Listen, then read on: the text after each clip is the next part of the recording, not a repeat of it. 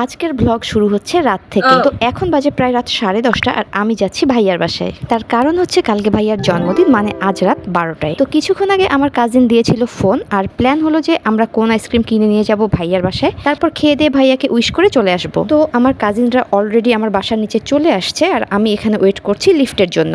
Lift আসার পর আমি উঠে পড়লাম লিফটে আর ঋদ্ধর জন্য নিয়েছি এই চকলেটটা। এরপর কাজিনরা মিলে হেঁটে হেঁটে চলে আসলাম আইসক্রিমের দোকানে আইসক্রিম কিনতে। আবারও ভ্যানিলা আর চকলেট এই দুই ফ্লেভারের আইসক্রিম কিনে অলমোস্ট চলে আসছি ভাইয়ার বাসার কাছে।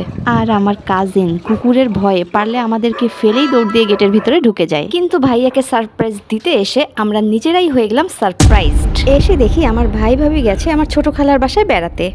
যার বাসায় আসছি তারাই নেই। আর এই যে এখানে আমরা সবাই বসে ওয়েট করছি ওদের আসার জন্য। তোর বাবার জন্মদিন। আর এই যে এখানে লাবণ্য বানাচ্ছে ওর বাবার বার্থডে কেক, আর 10 মিনিটেই তৈরি হয়ে গেল আমাদের কেক। সত্যিকারের ফুল তো না, দেখে মনে হচ্ছে প্লাস্টিকের ফুল ছবিতে। সেই হয়েছে সুন্দর।